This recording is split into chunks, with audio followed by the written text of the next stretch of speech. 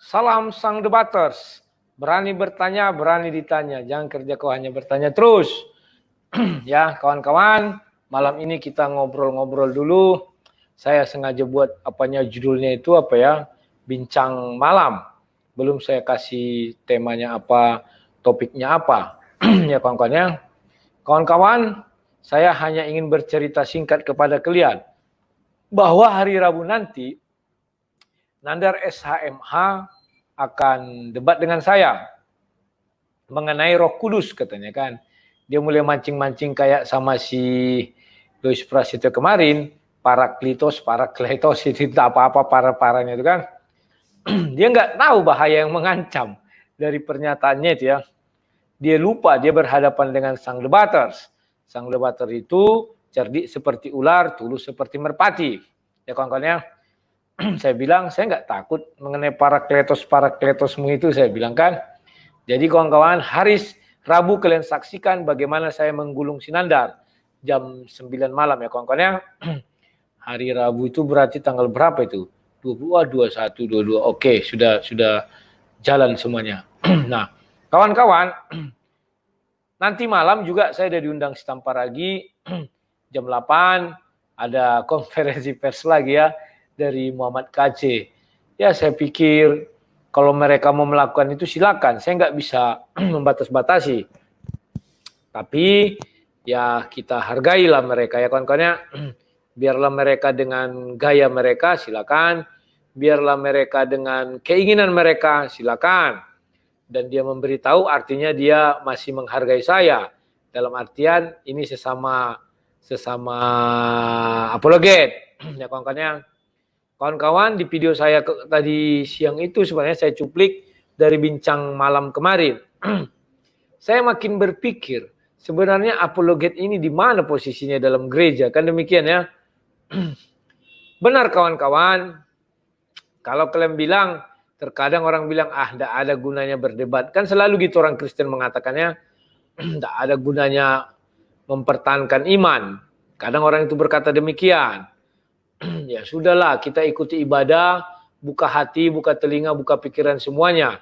Ikuti saja ibadah, menyembah dan memuji Tuhan. Kan demikian ya kawan-kawan ya. Jadi saya pernah berpikir, kalau kita hanya bermain di dunia nyata, dunia maya kita kosongkan, ini sangat berbahaya ternyata kawan. Karena penyebaran virus-virus itu lebih cepat dari dunia maya ini. Kenapa saya katakan demikian? Dia adalah sekarang orang-orang mulai murtad. Apa katanya? Saya nonton video Syanu, saya nonton video Syanu, saya nonton video Syanu. Ya kan? Apalagi anak-anak SMA sekarang. Mereka nonton dan masuklah ke kepalanya pikiran-pikiran yang contohnya mengenai ketuhanan Yesus yang orang itu belum mampu untuk menjelaskan atau mencerna sehingga gampang disusupi. Jadi kawan-kawan, biarlah kami para apologet ini masuk di sisi itu dulu. Kalau Pak Pendeta, biarlah mereka itu hanya berkhotbah. Bahkan mengenai kemakmuran, ya silakanlah biar makmur semuanya. Dan ya kalian jadi makmur kan kita juga turut bahagia dan bergembira. Ya kawan-kawan ya. Nah, kawan-kawan, ketika saya lagi berpikir, apakah seharusnya semua apologet ini berhenti dari kegiatan apologetannya? Kan demikian. Kalau berhenti lantas mau jadi apa? Mau kemana? Ya kawan-kawan ya. Apakah kita hanya jadi penonton setiap saat melihat orang simsalabim mengucapkan mantra-mantra dan menghina-hina Kristen. Sedangkan pendeta mengatakan imani saja. Jangan digubris, hanya itu khotbahnya di gereja. Sehingga orang-orang Kristen yang lemah iman kan banyak. Ketika nonton video itu, ketika melihat apa, mereka bisa terpengaruh dan terbawa ke sana. Tapi kawan-kawan, konsep yang saya usung, saya tetap berada di koridor Yesus. Bahwa saya sesuai perintah, pergilah jadikan seluruh bangsa muridku. Artinya, saya harus lebih banyak mengabarkan Injil itu sendiri. Daripada saya membicarakan kitab suci orang sana. Andai kata malam ini saya bicara kitab suci orang sana, gampang kawan. Gak susah. Kita buka aja Al-Quran misalnya, salah satu contoh, atau Tripitaka atau apa lagi ya, Weda. Misalnya lah itu kita bahas-bahas. Apakah keuntungannya bagiku? Ya bagiku nggak ada. Karena Tuhan tidak memerintahkan hal itu. Coba kalian simak ya kawan-kawannya. Tuhan Yesus tidak pernah memerintahkan kita memberitakan kitab suci orang lain. Lah, lantas bagaimana?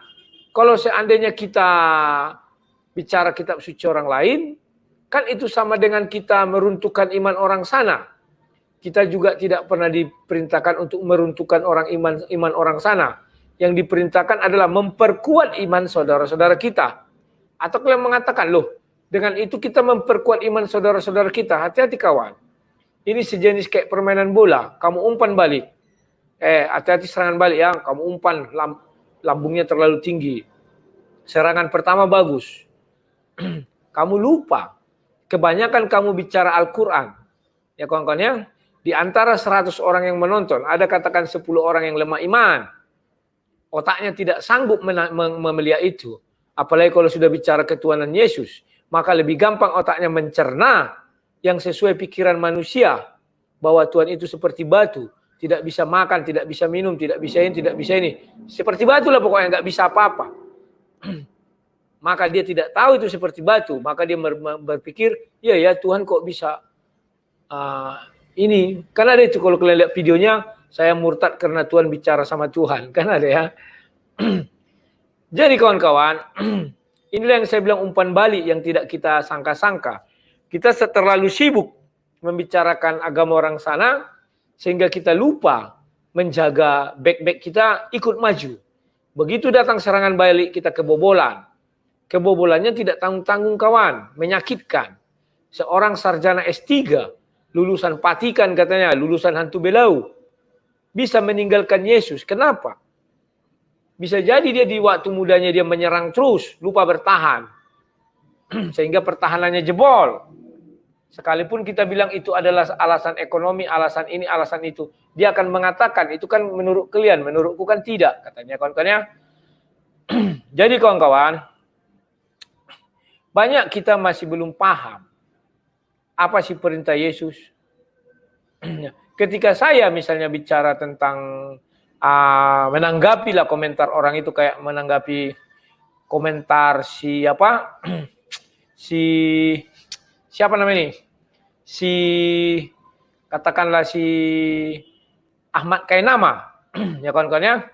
Di situ jelas saya harus angkat dulu permasalahan yang dibilang si Ahmad Kainama. Baru saya bahas dari kitab suci Bible. Itu kita memang harus menjawab. Kemudian saya lakukan serangan balik. Tetapi tidak membahas. Melainkan saya bertanya. Beda kan ya? Saya bertanya agar orang itu menjawab. Kalau saya bertanya, saya pikir itu tidak sebuah menjadi masalah. Kawan-kawan, sedih nasib para apologet ini. Kecuali apologet yang basicnya adalah pendeta. Contohnya Andre Tunggal, Albert, Esra Soro, Luis Prasetyo, itu beda. Mereka dilindungi oleh oknum organisasi gerejanya karena mereka memiliki kartu pendeta. Tapi seperti Tamparagi dan saya, siapa yang melindungi kami dua? Artinya kami pergi berperang sendiri. Tidak permisi sama siapapun. Saya ingin berperang di jalan Tuhan. Saya angkat senjata. Ya kan, senjatanya apa? Kitab suci. Saya pergi berperang. Siapa yang bisa mengatakan nanti bahwa saya ini adalah bagian dari mereka? Tidak ada kawan. Semua pasti lepas tangan. Ada orang mengatakan, ya memang begitulah kalau apologet ini. Memang betul. Saya tidak pernah mengeluh. Saya tidak pernah merasa saya begini begono. Tapi saya ingin bercerita kepada kalian. Biar kalian jangan sepele terhadap apologet-apologet yang ada di dunia maya ini. Bahwa kami berjuang juga untuk membentengi iman saudara-saudara kami yang Kristen melalui dunia maya. Kalau dunia nyata silakan semua orang bisa. Tapi dunia maya kawan, tidak semua orang bisa. Lihatlah pendeta yang dari Nias kemarin yang dihajar oleh Sinandar SHMH. Si Fakhrudin kalau nggak salah saya, dihajar dia. Bagaimana itu kawan? Mereka berusaha membendung, tapi nggak bisa. Andai kata 100 orang seperti dia itu, habis kita kawan. Habis. Tidak bisa kita menghadapi mereka. Ya kan? Apalagi kemarin, memang secara kontekstual atau secara materi, si Nandar sudah kalah sama si Louis Prasetyo. Namun dia masih bisa berkelat-kelit. Besok kalian lihat bagaimana saya matikan dia tidak bisa berkelat-kelit lagi. Ya kawan-kawan, kalian harus memahami bahwa menjadi seorang pendebat itu susah. Saya harus tahu bagaimana mengunci dia biar jangan bisa bergerak. Tetapi saya tidak menyakiti dia, paham ya? Kalau keinginan orang, saya all out. Tapi tidak, saya bilang, ketika saya all out, takut lisan saya ini terpleset. Ketika saya terpleset, sudahlah siap-siap. Masuk hotel Prodeo. Ketika saya masuk hotel Prodeo, siapa yang nanti mengcover hidup saya? Orang bilang, oh Tuhan akan melihat. Betul, saya sudah alami itu semua. Dia yang kalian bilang-bilang di komentar kalian, oh takut gini. Tak pernah saya takut. Sayalah pendebat satu-satunya di Indonesia yang berani melawan mereka, muka sama muka, menyerang mereka langsung. Loh kok bisa? Bukankah Esra-Esra menyerang? Kau lihat debat Esra-Esra, tak ada dia menyerang. Dia hanya bertahan. Hanya saya yang berani menyerang, langsung tunjuk hidung. Tak peduli. Kalau kalian bilang saya takut. Di dalam dunia YouTube juga saya enggak tutup muka, saya tampak wajah. Apa yang saya takuti? Ya kan? Di dalam apapun kalian bilang saya tidak takut. Cuman yang saya khawatirkan, ketika saya sudah babak belur, tiba-tiba orang lupa sama saya. Ini yang bahaya kawan. Karena mulai muncul nanti apologet-apologet lain kan dengan berbagai ucapan-ucapannya. Sekarang kan yang asik dijual itu adalah ucapan tipuan atau ucapan-ucapan menyudutkan agama lain. Datang apologet baru mengaku dia dari agama antaberanta. Sudah itu dia jelekkan agama antaberanta. Kalian merasa senang, merasa menang. Aneh kok itu merasa menang di situ. Saya nggak tahu sampai sekarang ini. Boleh kalian buktikan sendiri. Berapa sih? Nah ini. Penonton. Kalau para pendeta atau apologet bicara tentang firman Tuhan. Kalian uji sendiri berapa. Tapi berapa kalau saya misalnya malam ini mengulas agama lain? Banyak kawan. Itu saya intinya. Karena orang lebih senang itu. Jangan kita mengatakan bahwa orang Muslim senangnya mendengar hinaan terhadap Kristen. Seperti Kainama. Kalian pun senang. Maka dibuatlah orang ini berkesaksian. Di dalam kesaksiannya itu kalian harus jeli. Jangan mentang-mentang dia jadi Kristen semua kalian benarkan. Tidak kan ya. Kecuali kalian mampu mengolah secara logika. Contohnya si orang Aceh itu. Dia bilang kenapa saya Kristen. Saya sering melihat foto-foto. Satu hari saya mimpi, foto ini muncul. Namanya Yesus. Itu masuk logika. Karena ada memang foto Yesus dibuat orang Kristen. Maka dia melihat, dia tidur dan dia bermimpi muncul orang itu. Tetapi kalau kayak kemarin orang yang dari Kalimantan, kalau salah dia yang keturunan Belanda itu. Dia bilang dia bertemu sama Nabi Muhammad. Jalurnya dari mana? Orang Muslim yang dari kecil sampai bongkotan, mati masuk tanah, tidak bisa menggambarkan wajah Nabi Muhammad. Tidak bisa mengenal Nabi Muhammad wajahnya. Tapi dia bisa mengaku berbicara sama Nabi Muhammad dan bisa menjelaskan itu bahwa itu ada Nabi Muhammad. Ada 4 Nabi katanya. Bisa dia menunjuk ini Nabi ini, Nabi ini, Nabi ini. Itu sama dengan sebenarnya penista itu kawan. Dengan apa dia bisa melihat? Ketika dia bilang Yesus Tuhan, ya karena dia pernah melihat apa gambar-gambarnya kan, maka dia tahu itu. Nah begitu cara melihatnya kawan-kawannya. Saya bukan menghalangi orang masuk Kristen, tidak. Tetapi lihat ucapannya itu apakah sesuai dengan firman Tuhan atau tidak. Karena banyak orang begitu tidak sesuai dengan firman Tuhan, ujung-ujungnya apa? Hari berikutnya, hari demi hari, dia kembali lagi. Contoh, saya ditarik Yesus dari neraka katanya. Sebagai Kristen, kalian senang. Iya ya. Luar biasa kesaksian Bapak ini. Ternyata Yesus menarik dia dari dalam neraka. Kan gitu ya. Kan gitu. Kawan-kawan, gunakanlah ini. Ya, Yesus tidak akan pernah datangi neraka. Tetapi dia bicara itu wajar. Kenapa? Karena ada orang Kristen yang mengatakan hal itu. Pendeta-pendeta Kristen mengatakan hal itu. Siapa? Pariaji, Philip Mantova, dan lain-lain. Dan orang percaya hal itu. Dia tidak menggunakan logikanya dengan baik dan benar. Andai kata Yesus datangi neraka, artinya Yesus masuk neraka. Yesus berjalan di neraka. Neraka itu gimana? Apa ada kayak sawah itu? Ada pinggir-pinggirannya? Kan tidak. Masuk misalnya Yesus ke dalam neraka itu. Neraka tempat kekal. Ya sudah, Yesus di dalamnya kekal. Itulah saya bilang firman Tuhan itu kelemahannya adalah kekal. Tidak bisa dimain-mainkan, tidak bisa dicabut. Tuhan sudah mengatakan bahwa neraka adalah tempat hukuman kekal. Yesus masuk ke situ, artinya kekal dia di situ. Tidak bisa bilang, oh dia kan Tuhan gini. Tidak, firman Tuhan itu kekal, itu kelemahannya. Andai kata firman Tuhan itu mencela-mencela, ya suka-suka kalian. Bisa kalian bilang masuk neraka, keluar neraka, gini segala macam. Maaf ya kawan-kawannya, karena saya diundang si Tamparagi, jadi malam ini saya tidak berdialog dulu, biarlah saya monolog. Agar kalian mengerti apa isi hati kami sebagai orang-orang apologet ini. Adalah orang yang terbuang dari struktur organisasi gereja manapun. Dan mereka tidak mengakui yang namanya apologet. Yang ada adalah penginjilan atau misi. Ya kawan-kawan ya. Apologet itu tidak merupakan bagian dari struktur organisasi gereja. Sekalipun kamu hebat berapologet, kamu hebat ini tidak. Bahkan kalau kau celaka. Mereka mengatakan, mate kok, sok-sokan. Saya sudah alami itu kok. Coba cari nama Rudi Yohanes Tagalung, aku bilang, maafin ya, saya berusaha meyakinkan diri saya bahwa apa yang ditulis di situ adalah kekeliruan atau palsu, atau orang itu mengutip ucapan Romo Beni yang nggak benar. Kalian lihat Romo Beni mengomentari bahwa saya itu orang ini begini, begono, dia nggak tahu masalah. Cari sajalah tanggapan Romo Beni terhadap Rudi Yohanes Tagalung. Coba cari gitu ya. Ada kawan. Kalau saya mau mengajak Romo Beni berdebat bisa. Tapi saya tidak lakukan itu. Karena dia tidak mengetahui apa yang terjadi. Dia hanya melihat apa yang diberitakan orang.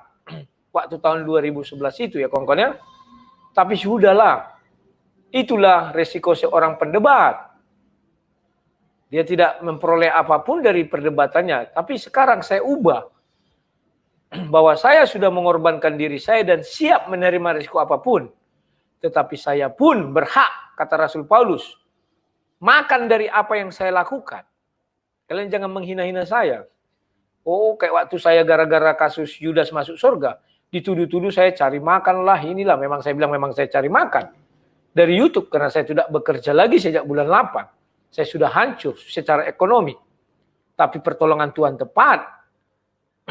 Saya bilang melalui YouTube, saya cari makan ya. Tetapi saya tidak menjual ayat. Jangan karena kita berbeda, kalian langsung menuduh hal itu kepada saya. Tidak, saya bilang, uji dulu. Kan saya izinkan kalian menguji Yudas. Di Facebook saya semua orang maki-maki saya begitu, cari uang, makan uang.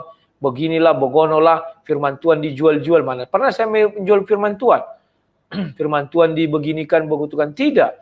Saya tidak pernah memanfaatkan itu. Tetapi saya memberitakan sebenar-benarnya apa isi firman Tuhan. Dan kalau saya salah, saya menerima kesalahan saya. Dan saya minta maaf. Ada satu kesalahan yang nanti saya akan ungkapkan dari saya. Dan saya akan minta maaf. Tapi nanti itu karena saya lagi meneliti. Ya kawan-kawan ya. Kalau bicara kitab suci ini enak kawan. Ya. Banyak rahasia. Tetapi orang yang sudah nyaman, tidak siap. Begitu dia mendengar sesuatu yang berbeda, dia langsung mencap orang sesat, mencap orang ini dan itu. Saya ajak kalian untuk berdiskusi, langsung dibilang, kau semua kau tantangi orang. Kau tantangi pendeta, kau tantangi ini. Loh, kan saya mengajak kalian diskusi, tentu harus saya seperti menantang. Tidak mungkin saya bilang, ya nggak usahlah kalian berdebat sama saya. Nah, itu pun kalian bilang akan sombong. Seolah-olah orang tidak ada bisa berdebat sama saya. Bagus saya bukaan. Silakan, ini sudah saya bilang Yudas masuk neraka surga. Silakan kalian datang, mari kita diskusi. Tetapi karena sudah banyaknya orang yang berdiskusi sama saya batasi sekarang. Kalau kau tidak punya hal baru, jangan berdiskusi sama saya. Sudah berapa orang saya tolak, lewat Skype, lewat ini, lewat itu pun saya tolak. Karena dia tidak punya hal baru, begitu saya pancing, apa hal barunya? Hal lama juga. Padahal dia bilang, wah gampang itu, kayak siapa ya? Si download Stompulnya atau siapa itu. Aku bilang, apanya yang kau bilang hal baru? Gak ada, aku bilang. Baru ada lagi, siapa itu? Gak tahu aku. Katanya ada hal baru. Ternyata gak ada hal baru. Buat apa saya berdebat? Menambah kalian sakit hati, saya bilang. Ya, tapi kau jangan melawan pendeta lah. Kau sombong aku. Sebaik apapun saya, kalau di hatimu tidak suka, ya tetap sombong dan angku. Ya kawan-kawan, itu hukum alam. Tapi sejahat apapun saya, kalau kau sudah senang sama saya, kau bilang saya orang baik. Itu hukum alam. Saya peduli, tidak. Yang saya pedulikan ini pernyataan saya uji. Jangan kau singgung-singgung masalah saya. Dan demikian. Jangan singgung-singgung pribadi saya. Kita berdiskusi saja sesuai aturan yang berlaku. Ya kan? Itulah teknik yang saya kasih tahu kawan-kawannya. Jadi biar kalian tidak nanti merasa tetap mengatakan saya sombong. Tidak, ya kan? Jadi kawan-kawan, malam ini kita nanti saya live-kan ya dari Tamparagi ke channel saya. Agar kalian juga, agar berita ini tersebar. Bukan di Tamparagi saja, tapi menyebar kemana-mana. Karena itulah tujuannya kita untuk memberitakan kebenaran. Agar semua melihat, jangan sama seperti para pendeta artis. Di otak mereka awalnya ingin menyebarkan kebenaran firman Tuhan. Waktu dia masih kecil. Subscribernya sedikit. Oh silakan, sebarkan. Begitu sebar, subscribernya banyak, ada yang menyebar. Langsung ditendang dia kan. Nah, kena dia strike, begitu ya. Jadi kawan-kawan, kita cukupkan dulu sampai sekian agar kita satu visi dan misi untuk menolong kawan kita si Muhammad KC dan yang lain-lain ya. Saya bukan berarti tidak mau malam ini berdialog dengan kalian, tidak. Biar kita satu visi dan misi agar kita bisa maju sama-sama, agar jangan dikatakan bahwa tidak kompak para apologet ini. Ya kawan-kawan ya, saya cukupkan sekian. Salam sang debater, besok kita jumpa lebih lama lagi. Dan ingat hari Rabu, kalian lihat bagaimana saya menaklukkan si Nandar. Ibarat buaya, mulutnya pertama saya plester. Biar jangan bisa menggigit ya kawan-kawan ya. Oke, sudah, terima kasih. Salam sang debater.